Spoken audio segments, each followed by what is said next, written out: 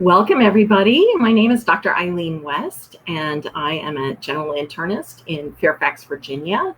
And I'm really excited to be able to introduce a colleague of mine, Dr. Lina Naga from SkinDC here in Washington. She is, well, I'll tell you a little bit about both of us. So I'm a general internist with a focus in internal medicine, women's health. I have a concierge internal medicine practice on Arlington Boulevard around the corner from Fairfax Hospital, and am very excited to be able to do this work. I also am affiliated with a national organization called Ms. Medicine, which aims to provide exceptional evidence-based care for women. And so we do women's health-related issues like menopause management, osteoporosis management, cardiovascular health prevention, and just overall wellness in addition to managing complex medical disease. So, and Dr. Naga, I'm so excited to have her here with us today.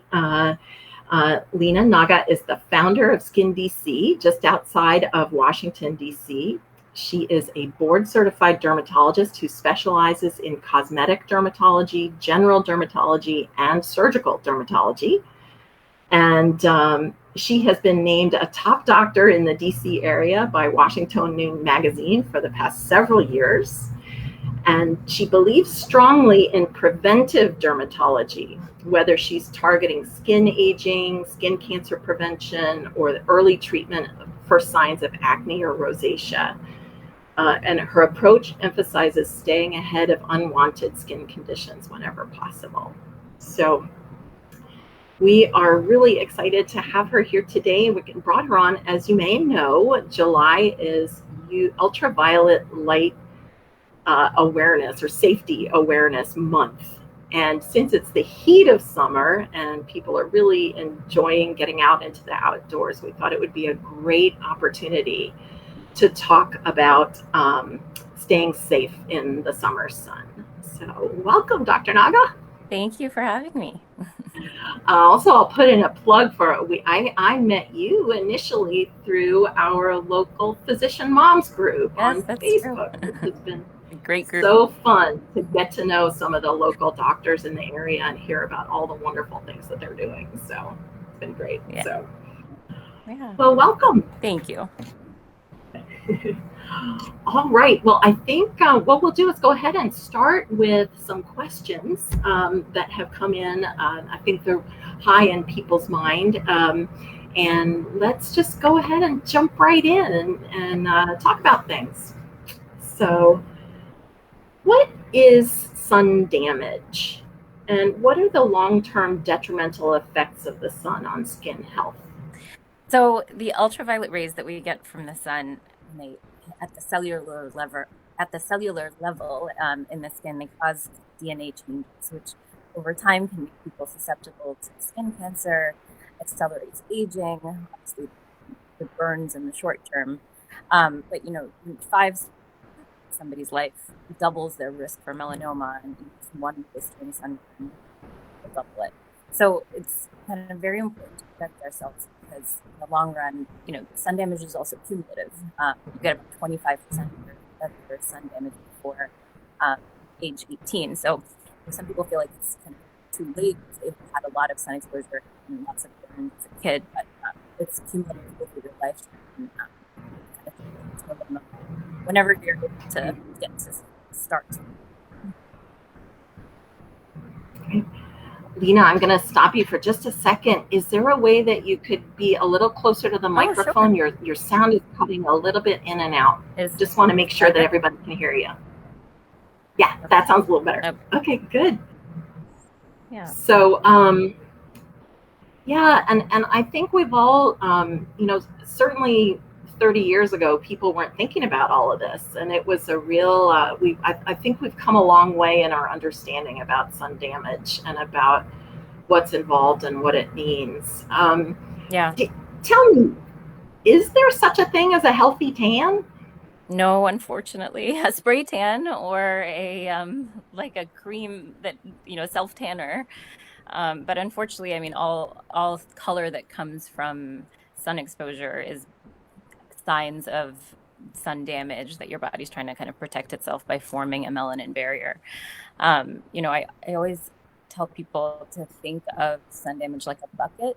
When you reach the top of the bucket, that's when you're kind of at risk for skin cancer. And people with lighter skin have a smaller bucket, so it takes less for them to get there. People with darker skin have a bigger bucket, but anybody can get enough sun damage that it can lead to skin cancer. So even naturally tanned people are still at risk. But yeah, the only safe tan is a spray tan. Spray tans look very natural now. They used to be very orange, but there are a lot of good looking ones now. So it's starting to get better and better. It's still, I mean, in my when I was a kid and a teenager, there was that healthy glow and that feeling that all was right with the world when it was you were out in the summer sun and enjoying it. And we really have to change our thinking about all of that now, don't we? Yeah. I'm encouraged to see most of my patients that come in are using a daily sunscreen in their moisturizer and things like. People are a lot more aware of it. So it's good. Yeah. Tell us a little bit about the SPF factors for sunscreen. Since you mentioned it, the sunscreen is one of the primary ways that we can really protect ourselves, right? Yeah. So SPF 15 blocks about 93% of. So let's start with what SPF even means. The companies use it to determine the amount of sun that it would take to cause a burn from UVB. So we have UVB and sunlight. UVB is the one that causes burns. The SPF level determines your protection against UVB. That there isn't a certain number that indicates your protection against UVA. So you always use a broad spectrum sunscreen because that means that it protects against UVA as well. And UVA is the one that kind of implicated more against aging as well as skin cancer. UVB is also skin cancer. So an SPF of 15 usually protects you around 90 from about 90%, 30 about 7%, SPF 50 about 8%, and then get to SPF sun protection against. So it kind of the difference between an SPF 50 and up is it's kind of negligible. So I usually recommend using an SPF 30 daily, but if you're going to be out in the sun for a long time or you're not going to be reapplying as well as you should, then the higher the better, because at least you'll be getting that marginally increased amount of protection. Mm-hmm. And are there what other things should we be considering besides sunblock or sunscreen to help us? Yeah.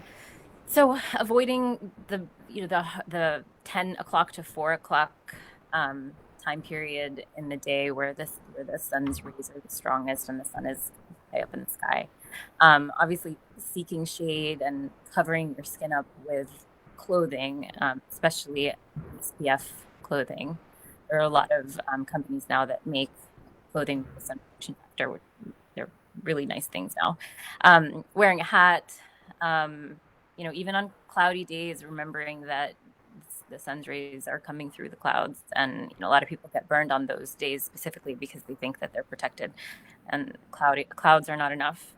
And then with sunscreen, it's just important to remember how much we're supposed to be using. It's supposed to be about a shot glass or an ounce for your whole body every 2 hours, or after sweating or swimming.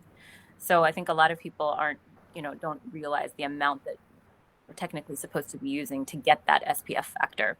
So besides sunscreen, just seeking shade and avoiding direct sun exposure onto the skin with clothing. Mm-hmm. And is it like, if you had to say, it's somewhere around a quarter of a cup, right? of sunblock to cover, or sunscreen to cover the whole body. Yeah, depending on how tall you are. Yeah, that's true. I mean, the bigger your body is, the more that you need. Yeah, it's a thick layer. It's not a thin smear. Mm-hmm. Yeah.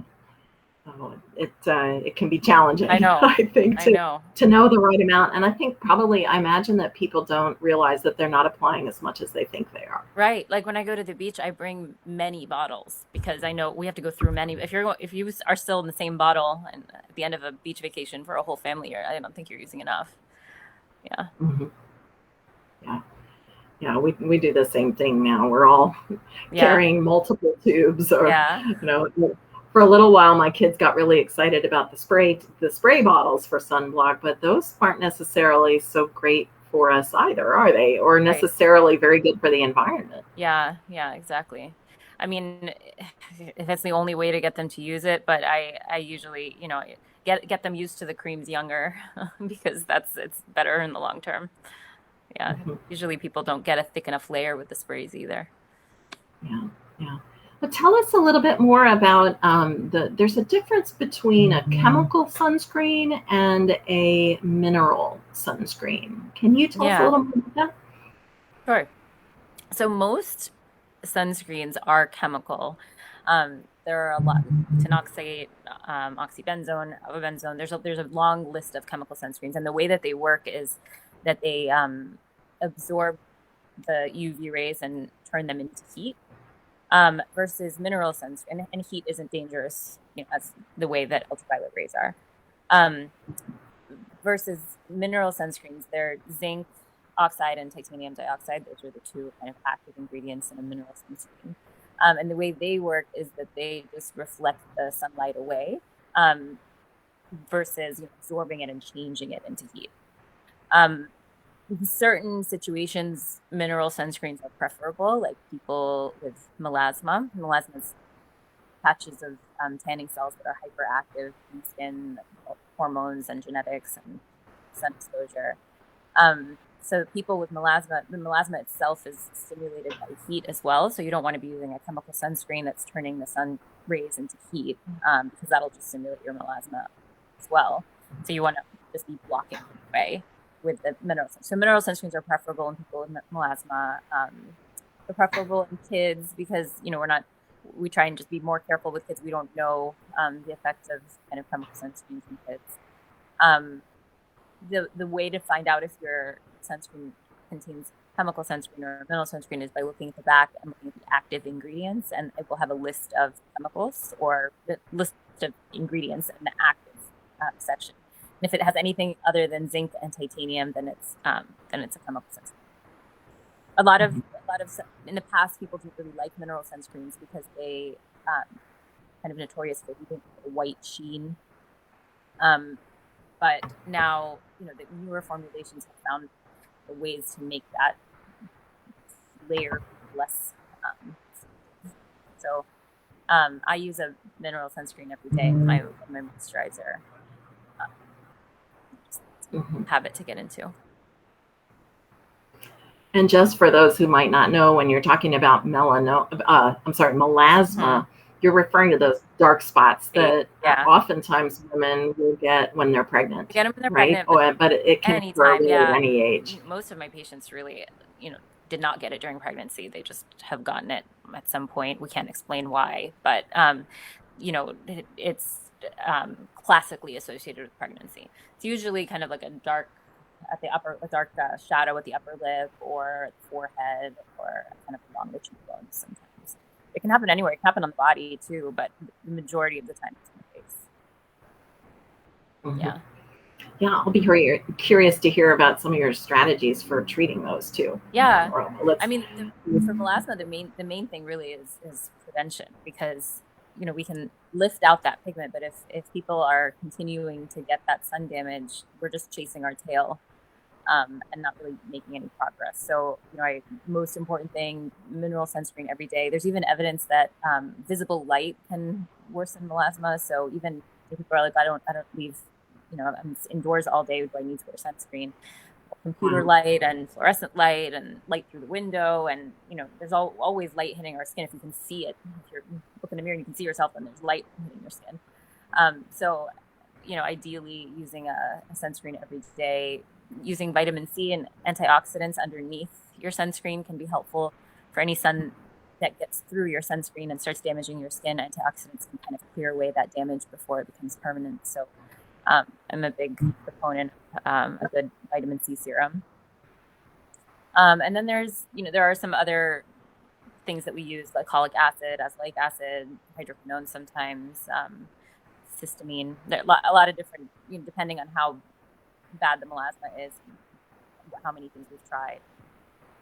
It's a process. Melasma is one of the more difficult things to treat because people are constantly, feeding those tanning cells with sunlight.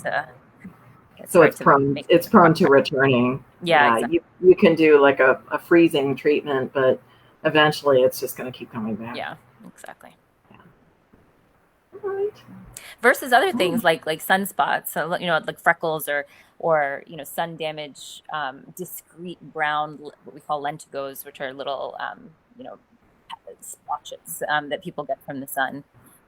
There's a difference between melasma, which is like a hazy, darker area, versus a discrete brown spot. Those can be treated very easily with lasers. There's a specific laser called BBL that I use almost yearly in most of my patients to just kind of get rid of the sun damage that they accumulate, at least the visible sun damage that they accumulated through the summer. So. Good to know. Well. All right, and then just back to the sunblock, we talked about how much to use, and then how often should people be reapplying their sunscreen and when they're outside? Yeah, so every 2 hours, that's the main rule. But then after sweating and after swimming, if you put it on and then go swim, you should reapply even if it's only been half an hour since you applied it last, because a good amount comes off even if it's waters. The water will eventually wash it off. Yeah. So after sweating, after swimming, or every 2 hours. And, I usually tell my patients to carry around a powder sunscreen in their purse, because, if you're all of a sudden outside, you were indoors in the office and you're walking to your car or something, feeling the light hitting your face, you put on your sunscreen in the morning. You don't need to be reapplying it all day, but if you're going to be indoors, but if you have powder sunscreen, you can just quickly put on while you're walking. That can give you a little bit more protection. There are a lot of those great powders, mineral powder sunscreens. That's interesting. Yeah, you don't think of a powder as working, in the same way, but they're designed to, and they do. It's a layer. I wouldn't do it alone. Like not only that, but I think it's good in addition. With the sunscreen. Yeah. And so should people be applying sunscreen all winter then too? Let's say winter, summer, doesn't matter. If you live in a really cold climate. So every morning, regardless. Not your whole body, if your body is covered with clothing, but at least the face every day. Moisturizer with sunscreen should just be like something everybody puts on in the morning. Just a given. Yeah, maybe they should make all facial moisturizers with sunscreen in them. they do. Almost. There's a good number. It's become much more common. I know now. Yeah. Now they're going to start putting it in lipstick. Yeah. Great. So a good sunscreen every morning before you leave the house, and it should be an SPF of 30 or higher, right? I mean, yeah, some people, you could argue that like in the winter and a day when you're not really going to be out in the sun, 15 is fine. But I usually recommend 30, but 15 is okay. Unless you're going to the beach. If you're going to the beach, 15 is not a good idea. So I'd go higher then. Yeah, I learned somewhere that if you're like the SPF 15 out on a beach day might protect you from getting sunburned, but it's not going to do anything to the aging process or the cancer risk. And since really the goal is to solve all three, starting with a higher SPF is what is going to 30 and above will allow you to accomplish all three. Yeah, that's right. 30 and above blocks 97% of the UVB. So, you're letting in 3%, and over several hours. But SPF 15 lets in about 7%.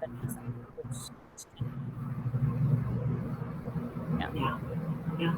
Now, as an internist, I am diagnosing and treating vitamin D deficiency and osteoporosis all the time. So let's talk a little bit about that, because I feel like sometimes people want to go out in the sun to get their vitamin D. Yeah. So what's your take on all of that? I mean, I think that taking vitamin D supplement, I take a vitamin D supplement every day. I think that, the amount of sun exposure to be getting daily, the amount of daily vitamin D that our bodies need, the amount of sun exposure that it would take would fill our bucket too quickly, our bucket of the amount of sun we can get before we're at risk for skin cancer. So I recommend taking vitamin D supplements. Yeah, that seems to be the way that most are going, because the temptation might be to stay outside for 10 minutes and then put your sunscreen on, so that you get that pinking up or flushing of the skin, which indicates that that vitamin D transaction is taking place. But then you run the risk always of you know putting yourself at higher risk from a skin cancer Exactly. if you don't protect yourself. So it's challenging. Yeah. Yeah, Yeah. vitamin D is really interesting. That it affects 90% of the cells of the body have vitamin D receptors on them, and so it's really a provitamin. It plays a role in so many things, and we're learning about it now as far as the immune system goes. There have been some Yeah. good studies that showed people with higher vitamin D levels are less likely to get seriously ill from COVID, for example. Mhm. So there are, lots of things to consider, but Mhm. it It definitely plays a role seems in like, cancer too, right? yeah, yeah, and it plays a role, and it does seem we know that people who have low vitamin D levels are sicker in general for one reason or another, but we don't know which comes first, the chicken or the egg. So, but we know that if vitamin D levels are low, it does appear to be helpful to treat them. So. Right.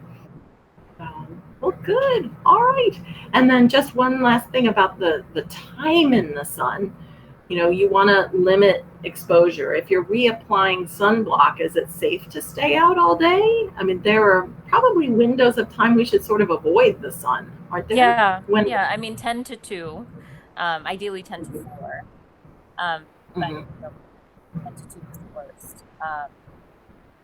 It's, yeah, I think it's recipe to stay safe is a combination of things. I don't think, you know, spending the entire 8 hours during the strongest hours of the sun, even though you have sunscreen on, I wouldn't advocate for that either. I think it's, a combination of some time in the sun, sunshine, some time in the shade, some, you know, clothing to test some of the time. It just needs to be something consciously always, think about. But I don't think that every single temperature will, protect you fully. Mhm. Mhm. Yeah. Okay. Yeah. All right. What are there any other essential sort of self-care practices that will help with maintaining healthy skin? Tell us a little bit about that. If our goal is to slow down aging and avoid skin cancer and be our best selves as far as our skin is concerned, what else besides the daily sunscreen? Are there other things we should be thinking about? So medically, I mean, I think it's important for people to get a baseline skin exam because, people's risk level for skin cancer, uh, there are a lot of things that go into it, and one of those things is the number of moles people have. So I think it's important for people to get a baseline skin exam with a dermatologist, during which usually a recommendation will be made about how often somebody should do that. Um, so I think, making sure to see a dermatologist on some regular basis for checking out things that may not be doing. That's definitely in terms of skin aging. I think certain sticky products are helpful, like sunscreen, vitamin C. Mm-hmm. Retinols can be helpful. Retinols, collagen. I would want to tolerate retinols, so deal with the process talk about. Um, in the office, I think starting out to use a small percent of collagen a year, about 2% of the time that needs to sink in. And as you get older and the skin becomes further and further, that starts to be responsible for a lot of the appearance changes within easy bunching and a little bit of sagging and translucency. So if people start early with procedures called resurfacing procedures, where we injure the skin in the office, and as the skin responds to the injury by healing, it makes collagen. That helps you catch up with that year's collagen loss. So if you're doing that regularly over time, your skin just doesn't thin as much or as quickly as it would have. So that can be very helpful. Other, certain lasers can be helpful for just improving the discoloration that can happen from the sun, both brown and red, little broken blood vessels that can happen. So those things, the couple lasers that can be helpful. Starting things like Botox at some point for, to give your skin a break from all the folding that it undergoes as it's losing the collagen. Your skin loses elasticity and it can't bounce back from being folded without leaving behind an imprint. So for people who that matters to, staying ahead of that with giving your skin little breaks from folding with Botox can be helpful for them too. Yeah. And people often ask me about nutritional support or nutritional supplements. I mean, I think the things that you mentioned were mostly topical treatments. So there's this. Is there anything oral that might be useful? Big kind of, fad with taking oral collagen supplements, thinking that will, benefit the skin. I think most dermatologists feel like that doesn't make too much sense because, the collagen just gets degraded in the gut, like, any protein that we eat.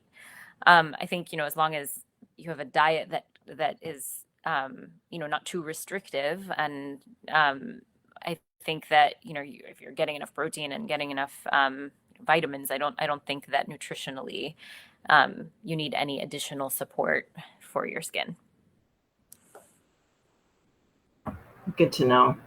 So that was along my lines of thinking, but I just wanted to make sure. I mean, hydration, obviously, drinking lots of water, that's good for everything in your body. So that'll help your skin too. Great. Yeah. There's been, just back to the sunscreen for just a second, there have been a fair amount of news now out about some complications with different sunscreen products with having chemicals in them that really aren't supposed to be there. And I noticed on your website, you did a blog about this and talked a little bit about the complications of benzene. I was wondering if you could share a little bit about what you found out with us. Yeah. So earlier this year, an independent lab named Valisher, actually, even earlier than that, last year, they decided that they just wanted to kind of test hand sanitizers and see what was in them, because the over-the-counter market doesn't have that much regulation, doesn't have that much testing or requirements for companies to disclose everything that's in their products. So this independent lab decided to test hand sanitizers. They found benzene in a lot of hand sanitizers. And so recently they decided to test sunscreens. And again, they found benzene in a lot of sunscreens too. And why this matters is that benzene is a kind of known human carcinogen. And it's been linked specifically to leukemia. And so the FDA has a kind of concentration limit that they advise against using products that have benzene in amounts higher than those limits, because they could put you at risk for cancers.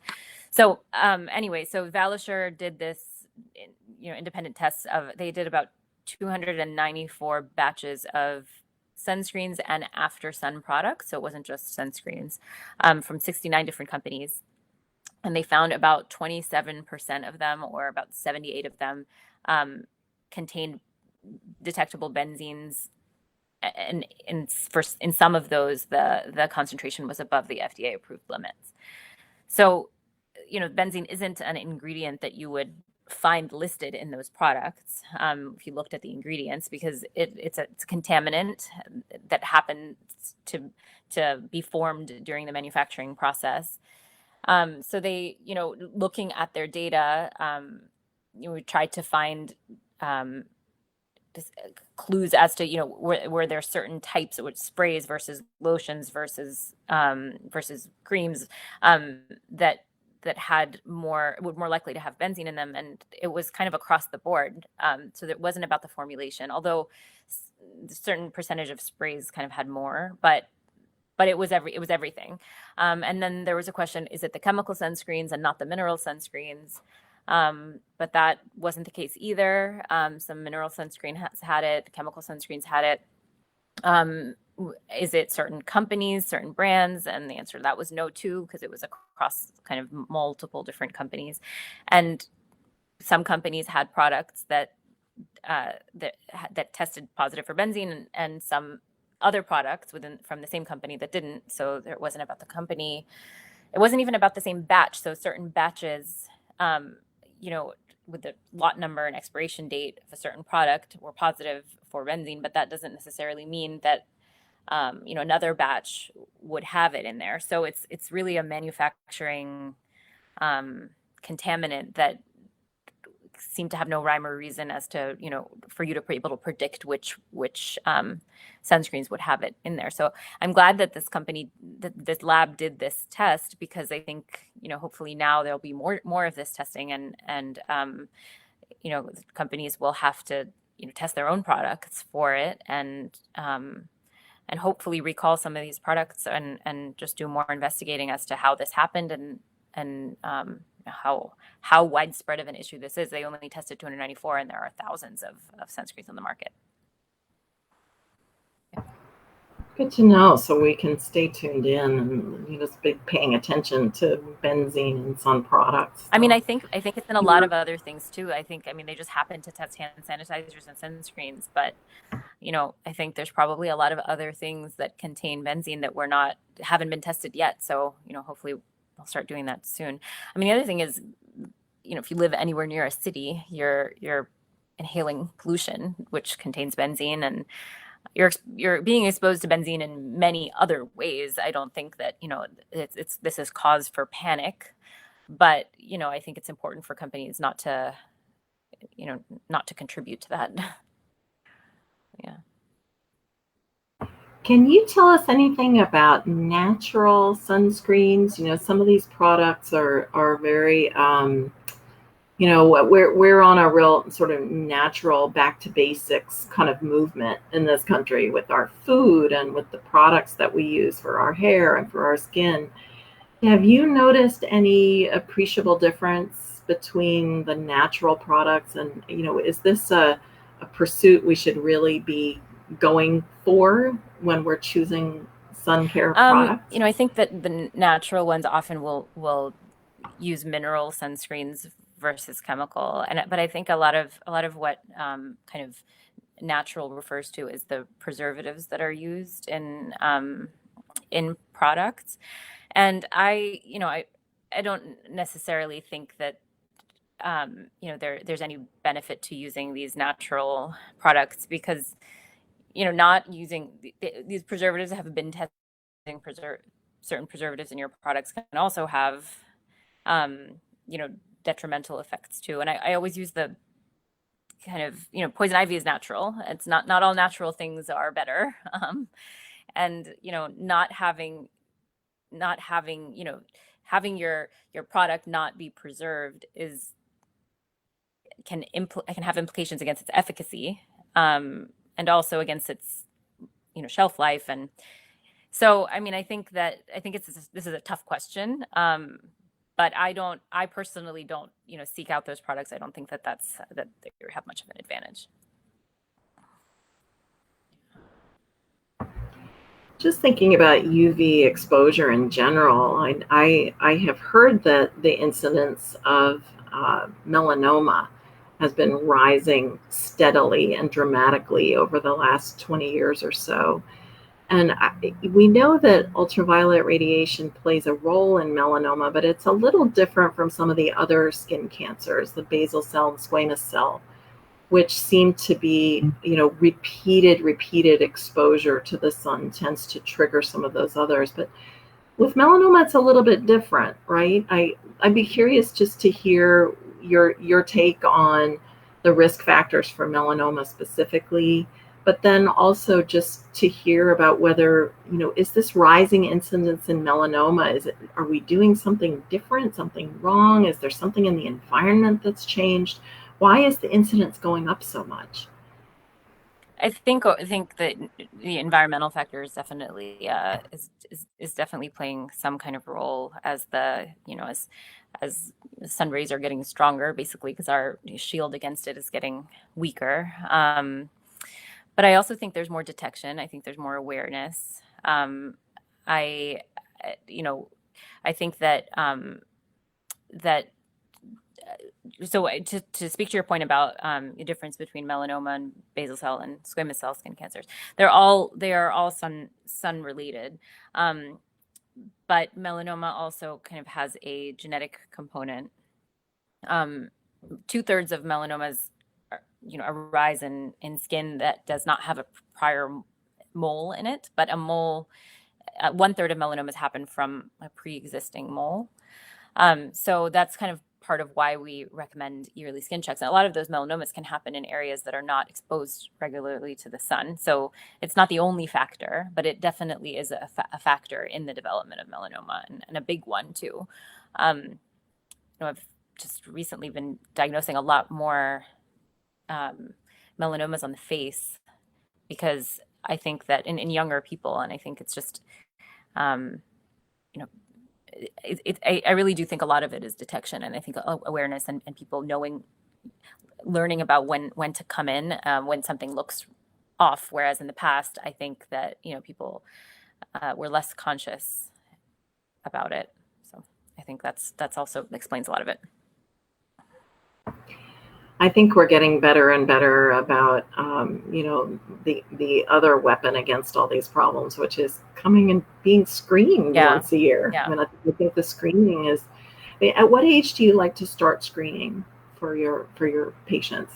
So, I mean, I usually tell people it's not really necessary in kids, but usually kind of around early 20s, 18 and or 18 and up, or early 20s, around that age, just for a baseline. And then that's a good time for us to kind of also talk about moving forward.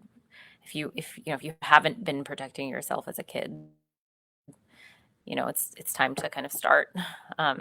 So like I said, that you've only had about 25% of your exposure by then, and so you can still make a big difference as to how quickly your bucket will fill. So that's a good time to have that conversation and to talk about preventative strategies, and also to do a baseline skin exam. And I think it's a good idea. There are certain people who are going to be higher risk, and that would be people who've had a family history, obviously, of melanoma. They're going to want to be screened quite regularly. And then also just some people who have lots and lots of moles. Sometimes just the sheer number of moles would indicate that it's smart to get checked out more often, right? Yeah, definitely. And people have more than 100 moles, and that actually is it's not a lot of moles. People have many people have many more than 100 moles, but more than 100 moles is a risk factor for melanoma, and I usually see those people once a year, no matter how young they are. And certainly by the time someone is 40 or 50, it's a really good idea to make sure that they have a thorough skin exam, but it's better to start sooner, right? Yeah, always better to start sooner, especially with melanoma. This is young people. It's not really the older people are usually more you start seeing basal cells and squamous cells, whereas you don't see as many of those in people younger than 30, but melanomas we do.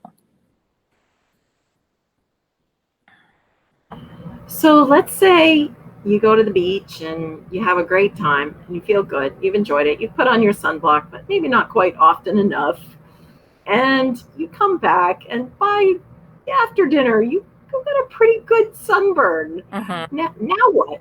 What's the best way to take care of a sunburn? So I guess it depends how bad the sunburn is. Ice can help, just like with any burn.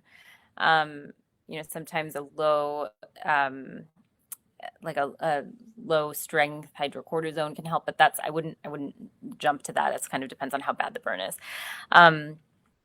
Moisturize, it's really mainly keeping the skin moist and hydrated and cooling it off, not not covering that skin, keeping it cool and icing it too, and moisturizing it. Those are the main things. Are the aloe products all the correct? Yeah, they can be helpful. I mean, mainly because of the moisturizing properties, but I don't think they're an absolute necessity. Yeah. Yeah, and then it's pretty standard to expect that within a day or two or three, a lot of that change in color will start to fade. The redness will fade, and then some people say, there are people who say, well, I have to burn before I tan. Awful. What's your response to that? Awful. No. The answer is no. That's well, we don't want you to tan anyway. That's signs of too much sun, and no, I mean, like I said, 5 sunburns doubles your risk for melanoma. I mean, it's not, it's never a good thing. Right.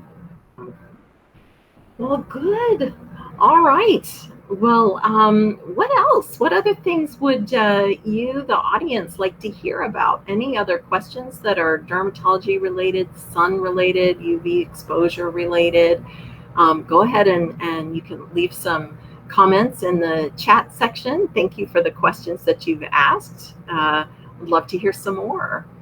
And in the meantime, also, I just want to remind everybody that there is a blog this month that I've posted talking a lot about these ultraviolet sunlight damages and top 10 tips for staying safe. And you can find that on my website at eileenwestmd.com. And also go and check out Dr. Naga's website. She's got some really terrific things going on there. So I'd love to hear your story about how you founded SkinDC. Tell us a little about that. Yeah, so 2017, I guess. I met my partner at a previous job that I had worked at, and we had a vision for a practice that we didn't see any other practice in this area, have, and we wanted to create a kind of full service dermatology center that had an equal emphasis on medical, cosmetic. We wanted to do research. We didn't see any practices that were, there are a lot of cosmetic dermatology practices in the DC area, a lot of medical dermatology practices, but the cosmetic ones didn't do much medical. The medical didn't do much cosmetic, and they're really integrated. And I think that it was important to us to basically both of us had a extra training in cosmetic dermatology after residency, and so, but neither one of us wanted to stop doing medical derm and focus only on cosmetics. So we started this practice and bought all the lasers and all the kind of technology that would help us have a top of the line cosmetic practice, but still accepted insurance to do the medical dermatology too, which we thought was which we both kind of wanted for our careers, to be kind of doing both things and doing both things with a strong emphasis. So that's what we did, and we've been doing a lot of clinical studies too, which has been really fun. And we kind of expanded a couple of years ago, and now we're kind of expanding our research department, bringing on some more trials, and it's been really fun.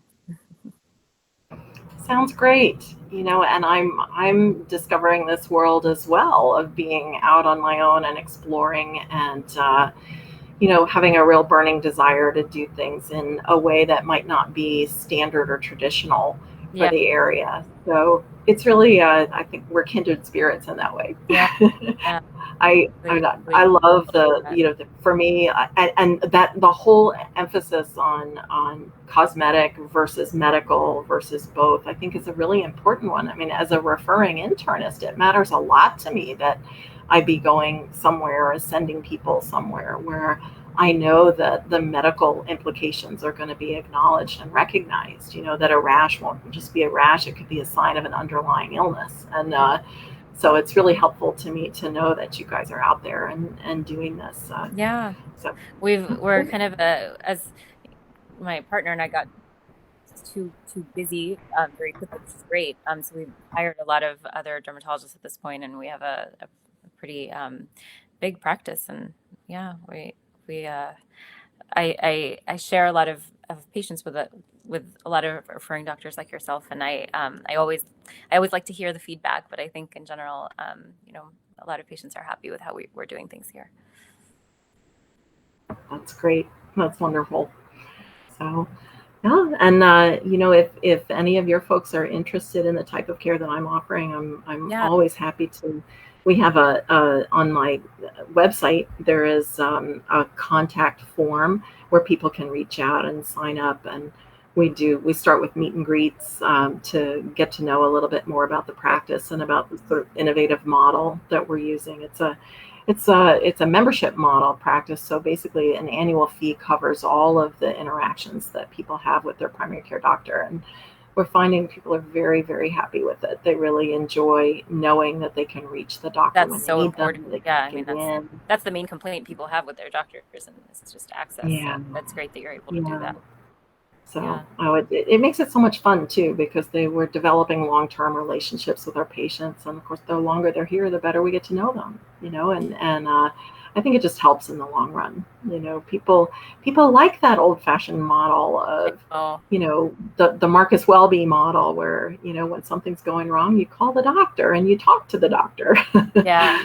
And I know a lot of the medical world has moved away from that in some ways. I know. I mean, and it's sad how insurance kind of has made it so people just, in order to be able to stay open, and they can't spend that much time with their patients, which is just awful. Which is why I think practices like yours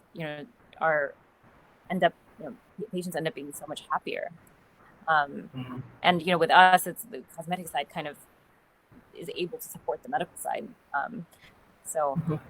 Yeah, so that's good. Makes it possible to keep doing the work that people really truly need. Yeah, exactly. Yeah. Wonderful.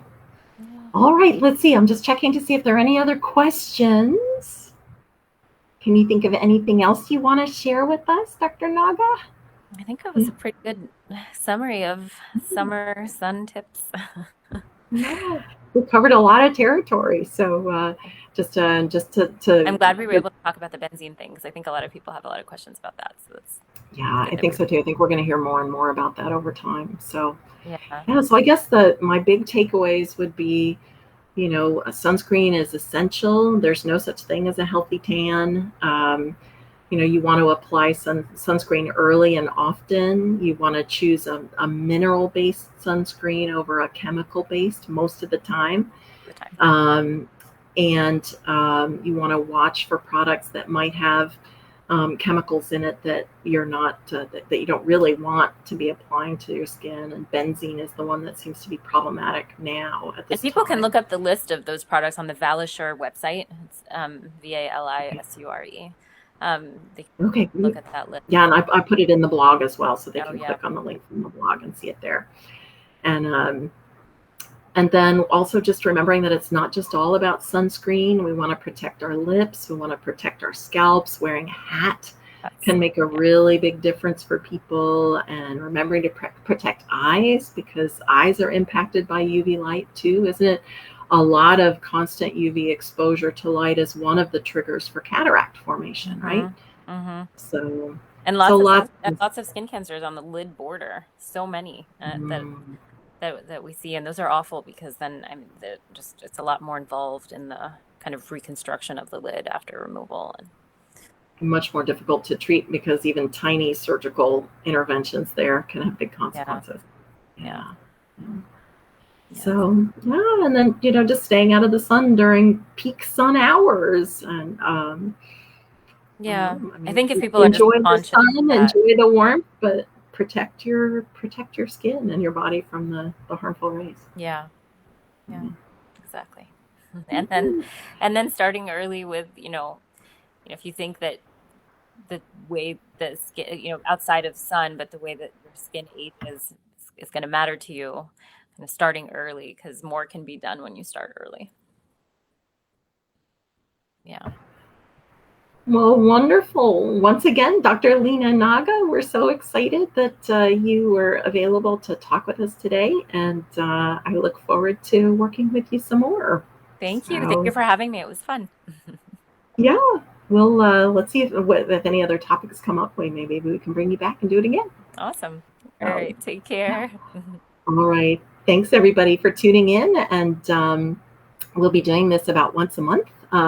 So actually, next month's topic will be on gastroenterology, GI-related issues. And my friend Asma Capra, Dr. Capra, is going to be talking. So we'll keep you informed about what all of that is. So, all right. Thank you, everybody. Thank you, Dr. Naga. And we'll see you next time. Okay. Bye. Bye.